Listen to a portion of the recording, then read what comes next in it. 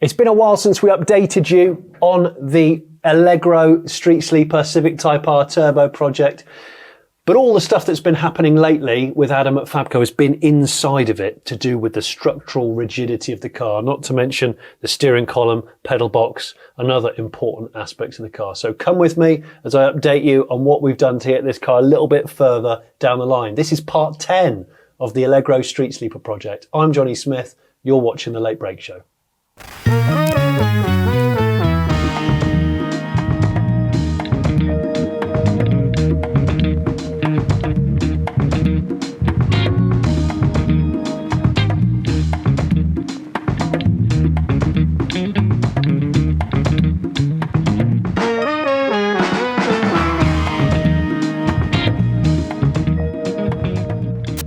So Adam, I know that a lot of the work you've done on the Allegro since the last episode has mostly been sort of time consuming, but not transformational visually as such. Yeah, probably won't really look like that much has changed, but pretty significant and very, very important, kind of structural changes to the actual shell of the car. Yep.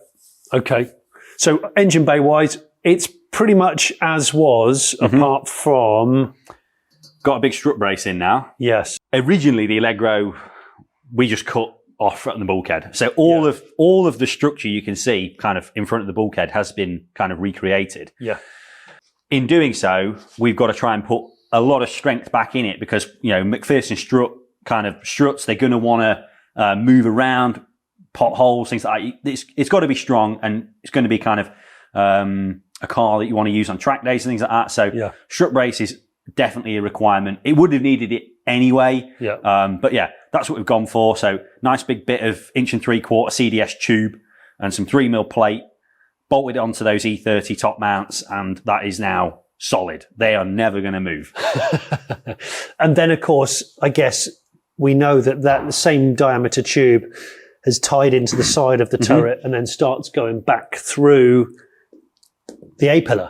Yeah. So then it's a case of, we need to try and start translating some of all of this strength that we've added in front of the bulkhead back into the rest of the car, because what we're going to end up with is, kind of dragging the car behind in terms of like the actual body structure. Like an XL Bully, all the power and all the track width, and the weight is up front, and the back end's just tiny and light and almost forgettable. Exactly the same as that. That's exactly what I was thinking of when I was designing it. So yeah. Then it's a case of, again, strengthening up the strut towers, adding in some more plates that we can then take that tube back, kind of like you would do with like a multi-point roll cage. Yeah. You'd always want to tie it into the tops of the strut towers and then take that back into the car. And that's where we come to the kind of dash bar that I've added in, the A-pillar reinforcements, and then the sill reinforcements that are all in the car. So from here on in, it's all cabin-based chat. Yeah.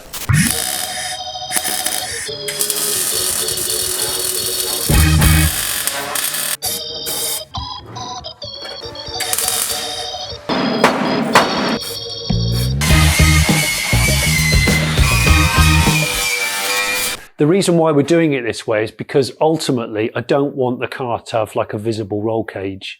I don't want it to look motorsporty.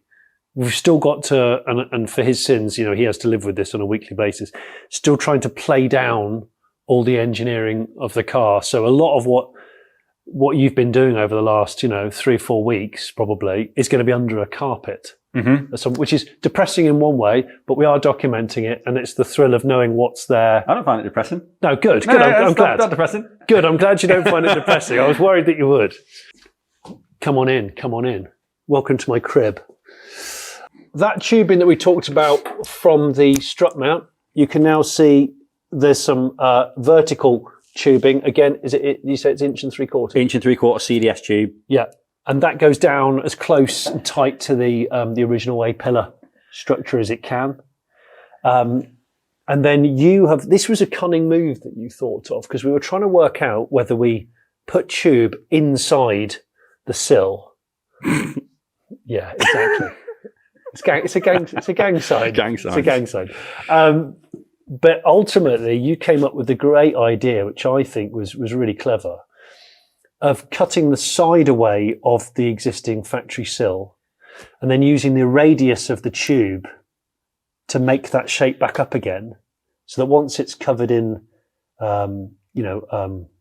carpet and underlay or whatever, it kind of fits the original profile, but it's a piece of tube, which then takes all the stress, from there back, and safety, I guess.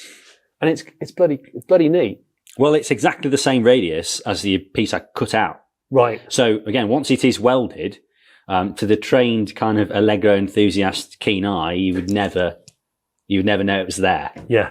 And yet, it's not, we're trying to do this in a way where it's like we also didn't want to cut the outer sills off because we want to keep all the paint. So I'm trying to do it from the inside, which is actually even more difficult. It is. Of course, if you think about how wide that piece of tube is, the hole that I've put the piece of tube in is smaller than, the tube is bigger than the hole. Yes. So it did take quite a lot of hammering in.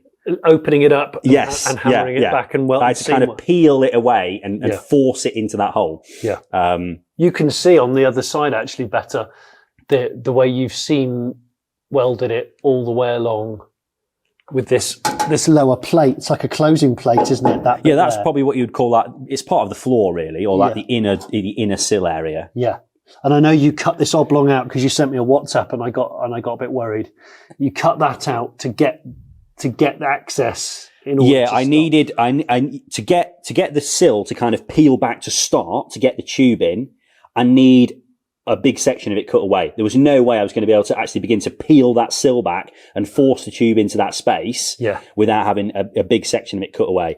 And like I say, there was a rot repair to do. So again, I've been able to do that from the inside. On this corner? Yes. Yeah. Same as on the other side, there's one that needs to be done. Yeah. I was able to do that from the inside. Yeah. Kind of etch prime everything and then kind of weld it all back together. And again, once it's all linished up and carpeted, you would never know it was there. Yeah, this is nice. This is very nice. Yeah, there's only so much structure we can add to the Allegro shell. Yeah. So we're trying to kind of make our own structure within the shell as such and just tie it to the shell where we can to try and, bring it all together. Yeah. Well, this is why people space frame cars. Ultimately, space framing is probably an easier way of going about it. Oh, it would be a lot easier, yeah. Yeah, because you just lower the carcass of the Allegro over. Yeah, and again, that's totally different to like doing like a floor pan swap in that, of course, the floor pan swap's also very difficult to do. Yeah. But space framing it, you have the only real constraints you have are like the wheelbase and the track width of the car, and you can just kind of plonk the body on top. So yeah, like doing it this way is, quite a lot more difficult really. Yeah. But, that's part of the fun. I'm really impressed. I know you've given it a clean up as well, and we've lit it so that you can see all of the work. I know you had a load of other additional work to do on the, what do you call that, scuttle, firewall? Yeah, just the lower bulkhead area. The bulkhead, where A, it needed strengthening anyway, but B, also there's loads of factory holes and stuff which were for left-hand drive versions and... The heater matrix that we're not using, the pedal boxes that we're not using. Yeah, yeah. So basically every hole on the bulkhead we're not using. Yeah. And there's a lot of them. There is, you only need to look. and this is on that quest for ultimately when the engine bay is painted, it will just look cleaner and smoother. And so it's more hassle now, but I think the result will speak for itself.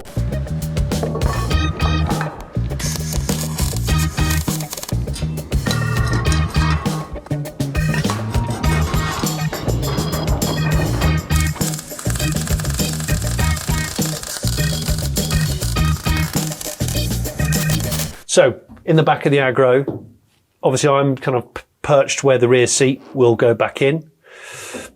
You saw these probably on the last episode where Adam had done the fabrication work for the new wheel arch area. It looks great. And obviously you can see the turret there because it would have never had these when it was original because it was a trailing arm kind of car, not coil-overed. But here, this is the tube that goes back through the sill. And I guess you were talking to me about how reinforced this part of the Allegro is. There is actually a part of the Allegro that's heavy duty, it seems. Yeah, so that's where I originally attached. Underneath, there's a piece of box section that I added in as the original part of reconstructing the boot floor, and that was where I attached the trailing arms. So obviously the trailing arms are all totally custom fabricated as well, but that piece of box section is attached to the kind of rear heel board area, and this piece of tube runs all the way through and is welded to that. So we've now got kind of like a very stiff rectangle that the Allegro floor pan kind of is attached to. And that kind of, again, is doing our best to bring all of the front and rear suspension of the car together without adding in a roll cage. Yeah. It's about torsional rigidity, isn't it, really? Just doing what we can without it being super obtrusive and without spending hundreds of hours peeling away the kind of the skin interior pillars of the car to add in more steel. Yeah. More steel is more weight, and it's obviously a balancing act that we're guessing at, really, as to what will work and what will be, beneficial versus kind of time, money, and all that. Yeah. There's a clean bit of metal as well where my arse is. Is that part of the... That's part of that, yeah. So that piece of box section, basically, it's attached to an area of the car where there will be a lot of kind of open cavities, which will fill up with dirt and road grime and detritus. So as part of that, I've basically began to panel all that in. Yeah. So that piece of box section becomes like a fully enclosed area. Yeah. And so again, that's all welded to the underneath of that rear seat area, which is why the paint's been cleaned off, because obviously I've been welding it from the other side. Yeah. No, that's neat. Right, so this is the dash of the Agro. It's had some filler work done on it in preparation for when it eventually gets flocked. It's going to be flocked in brown to match the rest of the brown interior. But before we get flocking, Adam's been offering it up numerous times because what's behind it is what we want to talk about. So behind it is tubing. More tube, yeah. Tube. So we've got a piece of tube so those pieces of tube that come through from the strut tower to these bits on the pillars. Yeah. There's another piece of tube which runs side to side. And again, that's all for kind of adding in body strength, but also to give me something really solid to attach a steering column to. Yeah. Because we're not using the original Agro steering column, which would have just bolted in. We're going to go a whole different route with power steering. So we need something really solid to attach it to because it's a really hefty unit. It's a torquey unit, isn't it? I know. This is actually the least hefty of the units because I think originally I was going to use a Corsa one, yeah. steering box. The problem is that the Corsa one was about 6 inches longer. Yeah. Maybe less than 6 inches, but it was significantly longer. Yeah.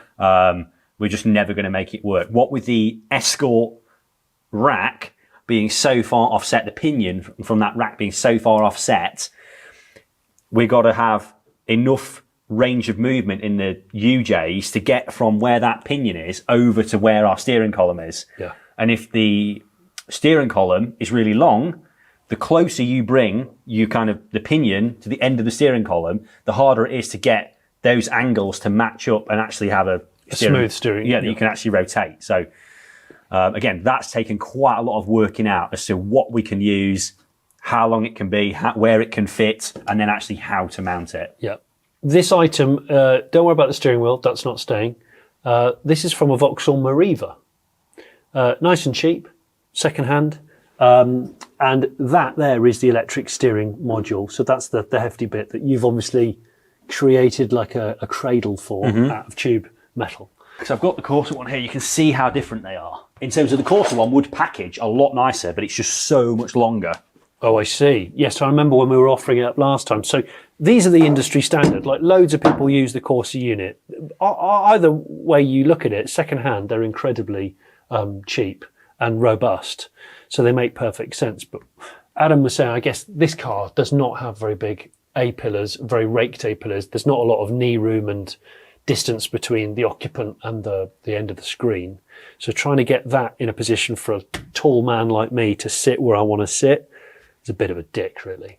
Yeah, you have got the steering wheel quite close to the dashboard. In fact, it's almost in the same position as the original Allegro column. Is it? Mm-hmm. Oh, okay. That's how close to the dash it is. Okay, neat. So now we're not using that, obviously. We've got the Mariva one in place. And then it's a case of getting the Quartic original steering wheel, which is a must because it's a sleeper, has to have an original shifter and a steering wheel, to be mounted onto the... Can I take that off? Yeah. Mm-hmm. To be mounted on there where the Mariva one was, which will require a machine part, I would have thought. Mm-hmm. Yeah, we're either going to have a kind of adapter piece, which will clamp onto this spline and have a smaller spline, which suits the, I keep wanting to say princess, because a princess on the mind. Because he's obsessed with Allegro. the princess. Or we machine the Allegro wheel. Now, both of those things aren't like super simple jobs because machining splines is quite a tricky job. So, we're going to have to make some inquiries and see what can be done. I would prefer it if we can machine the wheel because it makes it much more compact rather than having an adapter piece, which is obviously going to add in, extra length. So, again, we're just going to have to see what can be done. Okay.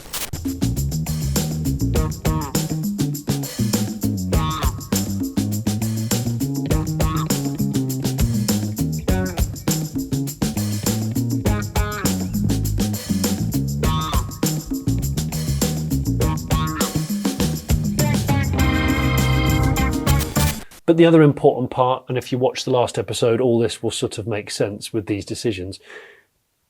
One of the main decisions is the pedal box that I bought was a pendulum top hanging unit. Adam quickly realised that actually it would be way more beneficial to get a floor mounted OBP pedal box. So luckily you can buy them.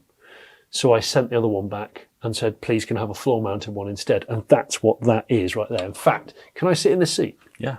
So here we are in the driver's seat. Obviously the gear shifter's still going to need some development work, but I've got this seat will still be adjustable, but I mean, it's like up to my wrist. So in terms of distance, it's about right actually. It should be, because that's where you said you wanted it. No, it is. It's all good. It's all good. And I've got. Because I have mounted this steering column 3 times. No.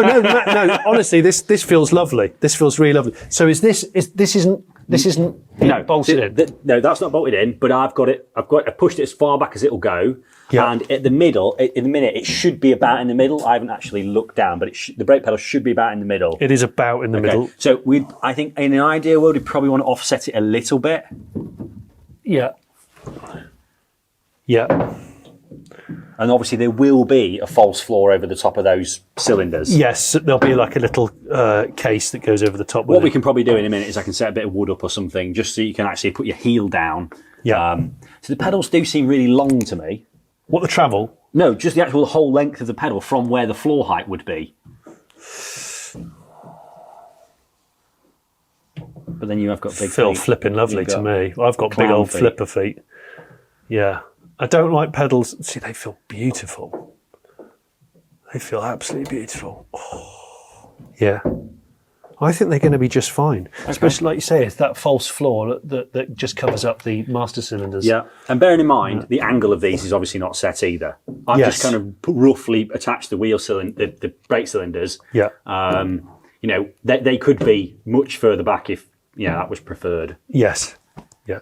And set up so you can transition whatever your driving style is. That's really neat. Good. This feels good. Okay, good. This feels ergonomic. Even with the seat height? Even with the seat height, actually. I mean, what I've got, I've probably got, 1.5 inches. You got enough for a helmet? Got to be tight with a lid, I would have thought, but I would always opt to go a touch lower. So it will do anyway, but but this is at least an inch, but it could go more. Yeah, this is nice. This is nice. And of course, the car is at ride height as well. So I mean, you could put the wings and bonnet on, and you would be able to really, from that position, see what it was like. It's the thinnest rim. The offset is slightly different from that wheel to this wheel as well. So the wheel will get a little bit further away from you. Yeah. By about an inch. But of course, we've got adjustment on the seat, so we're okay with that. Again, I'm having to try and calculate that based on what might be when we machine the wheel. Yeah.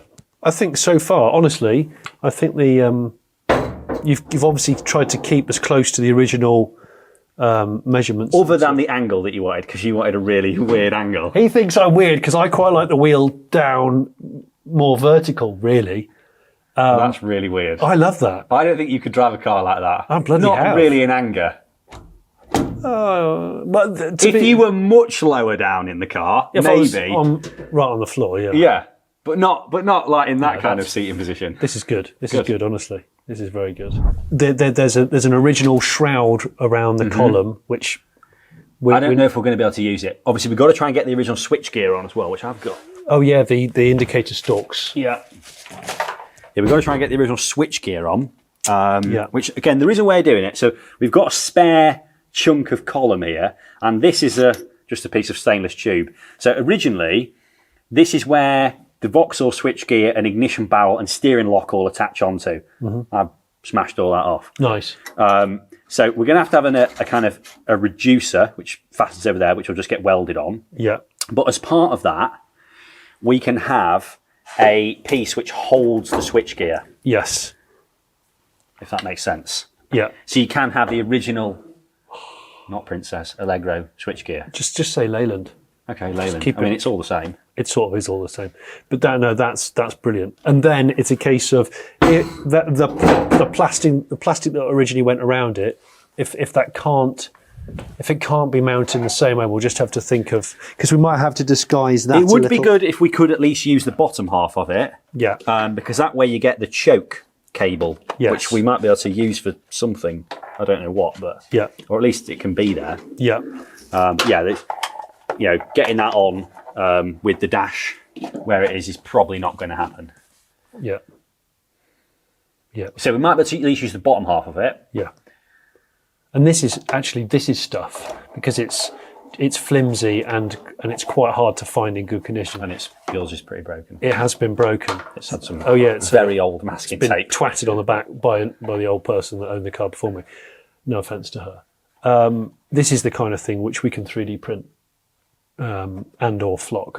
So I could get that flocked at the same time in the matching colour. Yeah, we don't need to use the actual Allegro on. It's just nice if you can, because the more original parts you can put back in it. Yeah, the but better. I like that part of these sorts of projects where you obviously you're changing lots of stuff, but you're trying to put stuff back in all the time so that when the car goes to an event, people are second guessing, like, is that original or is that not? I can't really remember. And as you park a stock one next to it, we have a man with an anorak who's quite nasal, explaining to you exactly what's wrong with it. I know that guy. Yeah.